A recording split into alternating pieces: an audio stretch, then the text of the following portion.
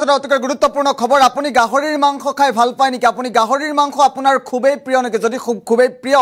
এতিয়াৰ পৰা সাৱধান হওক কিয়নো ৰাজ্যৰ প্ৰান্তে প্ৰান্তে আৰম্ভ হৈছে আফ্ৰিকান সোয়াইন ফিভাৰৰ সন্ত্ৰাস আৰু আফ্ৰিকান সোয়াইন ফিভাৰে ভয়ংকৰ ৰূপ ধাৰণ কৰিব পাৰে এই মুহূৰ্তত গুৰুত্বপূৰ্ণ খবৰটো জনোৱাৰ চেষ্টা কৰিছো এটা ব্ৰেকিং নিউজ গাহৰি মাংস খোৱাৰ পূৰ্বে এতিয়াৰ পৰা আপুনি হাজাৰ বাৰ ভাবক যদি আপুনি গাহৰি মাংস খাইছে তেন্তে হাজাৰ বাৰ চিন্তা কৰক হঠাৎ বৃদ্ধি পাইছে আফ্ৰিকান সোয়াইন ফিভাৰৰ সন্ত্ৰাস অসমত আফ্ৰিকান সোয়াইন ফিভাৰৰ অভিকেন্দ্ৰ হৈছে মৰিয়নিৰ নাগিনিজান চাহ বাগিচা সোয়াইন ফিভাৰৰ সন্ত্ৰাসৰ বাবে নিধন কৰা হৈছে একাংশ গাহৰি মাংস যদি আপুনি খাই ভাল পায় তেন্তে এতিয়াৰ পৰা সাৱধান হোৱাটো প্ৰয়োজন ইফালে নাগিনিজান চাহ বাগিচাত গাহৰি নিধনত ক্ষুভিত হৈ পৰিছে একাংশ লোক গাহৰিসমূহ নিধন কৰা হৈছে সোয়াইন ফিভাৰৰ বাবে পৰিস্থিতি নিয়ন্ত্ৰণৰ বাবে চাহ বাগিচাখনত মুতায়ন কৰা হৈছে আৰক্ষীৰ এটা বৃহৎ দল যদি আপুনি গাহৰিৰ মাংস খাই ভাল পায় এতিয়াৰ পৰা সাৱধান হোৱাটো অতিকৈ প্ৰয়োজন হৈ পৰিছে হঠাৎ বৃদ্ধি পাইছে আফ্ৰিকান সোয়াইন ফিভাৰৰ সন্ত্ৰাস আৰু অসমত আফ্ৰিকান সোয়াইন ফিভাৰৰ অভিকেন্দ্ৰ হৈছে মৰিয়নিৰ নাগিনিজান চাহ বাগিচা আমি ইতিমধ্যে উল্লেখ কৰিছোঁ এয়া মৰিয়নিৰ নাগিনিজান চাহ বাগিচাৰ দৃশ্যাংশ এই মুহূৰ্তত দেখুৱাইছোঁ কিদৰে সোয়াইন ফিভাৰৰ সন্ত্ৰাস বৃদ্ধি পাইছে আৰু সোয়াইন ফিভাৰৰ সন্ত্ৰাস বৃদ্ধি পোৱাৰ ফলতেই একাংশ গাহৰি নিধন কৰা হৈছে আৰু গাহৰি নিধনত পশুপালকসকল ক্ষুভিত হৈ পৰিছে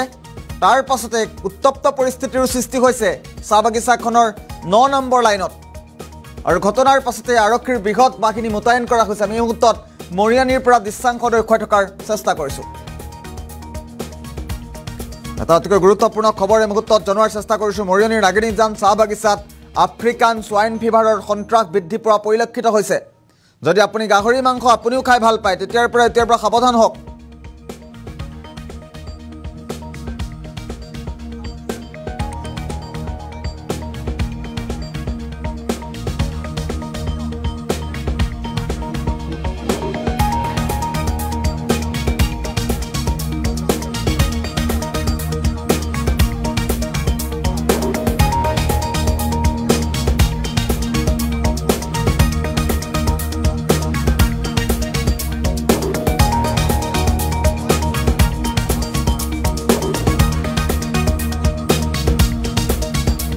আমি ইতিমধ্যে উল্লেখ কৰিছোঁ যিহেতু আফ্ৰিকান সোয়াইন ফিভাৰৰ সন্ত্ৰাস চলিছে ৰাজ্যত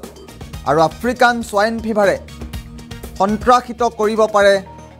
আপোনাকো আৰু আফ্ৰিকান সোয়াইন ফিভাৰৰ সন্ত্ৰাস ইতিমধ্যে আৰম্ভ হৈছে আমি উল্লেখ কৰিছোঁ আফ্ৰিকান সোয়াইন ফিভাৰৰ সন্ত্ৰাসৰ ফলতেই একাংশ পশুধন নিধন কৰা হৈছে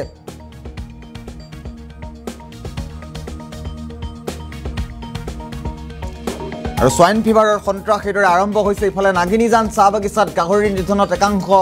লোক ক্ষুভিত হৈ পৰাৰ তথ্য পোহৰলৈ আহিছে আৰু তাৰ পাছতেই প্ৰশাসনৰ তৰফৰ পৰা বৃহৎ আৰক্ষী মুতায়ন কৰা হৈছে আমি এই মুহূৰ্তত নাগিনিজান চাহ বাগিচাৰ দৃশ্যাংশ দেখুৱাই থকাৰ চেষ্টা কৰিছোঁ কেনেধৰণৰ পৰিৱেশ পৰিস্থিতিৰ উদ্ভৱ হৈছে নাগিনিজান চাহ বাগিচাত ইয়াৰ দৃশ্যাংশ দেখুৱাইছোঁ আৰু ঘটনাক লৈ কিছু মন্তব্য আহি পৰিছে মন্তব্য শুনাই লৈছোঁ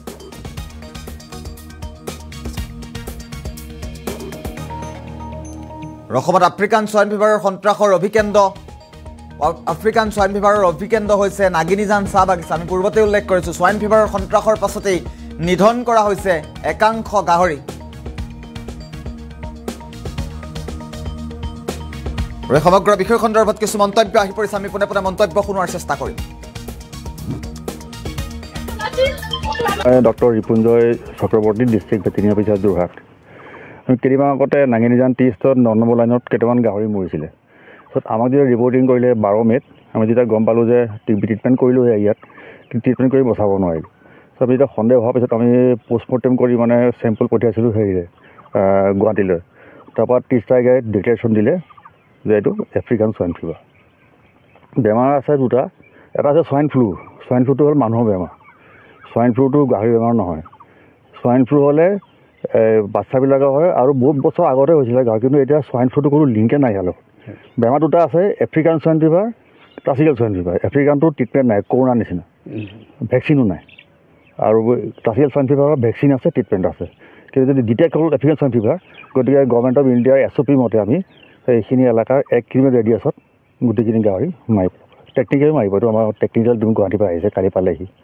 তাৰপিছতে দেখিলোঁ ইয়াত এতিয়া বাগান এৰিয়া বেছি আছে, মানে টি গাৰ্ডেন বেছি আছে, গাড়ী মটৰ কম আছে। এতিয়ালৈকে আমি 18টামান হৈছে, ৰখি আছোঁ আৰু বেজ ধৰি ধৰি আহিছে। আৰু এইখিনি আমি যোনখিনি বডি ৱেট লোৱা হ'ব, বডি ৱেট বেংক একাউণ্ট লোৱা হ'ব, আমি এইটো কম্পেনচেট কৰিম গভৰ্ণমেণ্ট অফ ইণ্ডিয়াৰ পৰা, অতি সোনকালে কৰিম। কেইদিন চলিব আপোনালোকৰ অভিযান? আজি লাষ্ট। মানে আপোনালোকৰ আমি যিটো গম পাইছোঁ যে 5খন গোটেই ৰিডিউচ, আপোনালোকে এটা যিটো ৰিডিউচ কৰিছে 5খন গাঁৱৰ লৈ পেলাই ৰিডিউচ কৰিছে, এই 5খন গাঁৱতো অভিযান চলিব নেকি? নচলে। এটা হ'ল কি, এক কিলোমিটাৰ ৰেডিয়াছ, সেইটো হ'ল এইটো য'ত হৈছে নাঙিলিজান, সেইটো হ'ল এপি চেণ্টাৰ। তাৰপৰা 1 কিলোমিটাৰ ৰেডিয়াছত থাকিলে ইনফেক্টেড জোন, যিখিনি গাড়ী শেষ কৰিব লাগে। কিন্তু দেখিলোঁ এতিয়া পিছত আমি যেতিয়া আকৌ ফাইনেল ষ্টাডি কৰিলোঁ, দেখিলোঁ এইখন গাঁও পৰা নাই 1 কিলোমিটাৰ, গতিকে বাকীখিনি বাচি গ'ল। আৰু 10 কিলোমিটাৰ পিছত যিখিনি গাঁও আছে তাত 26খন গাঁও ওলাইছে। সেইখন আমি এতিয়া 3-4 মাহ মানে চিৰ' চাৰ্ভিলেঞ্চ বুলি কয়, আমি চিৰাম উলিয়াই পেলাই গুৱাহাটীলৈ পঠাম। তাৰপিছত লাহে লাহে বেণ্ডটো উঠিব। আৰু আমি এতিয়া যদি তাত কালিং চলি আছে, মানে কালিং বুলি কয়, JCB দি পুতি ডিচইনফেক্ট কৰি জেগাটো বেৰা চেৰা দি প্ৰহিবিটেড এৰিয়া বুলি ইয়াত তাত চিল কৰি গুচি যাওঁ আৰু গৈ পেলাই ৰিপৰ্টিং কৰিম গুৱাহাটীত গৈ। ডক্টৰ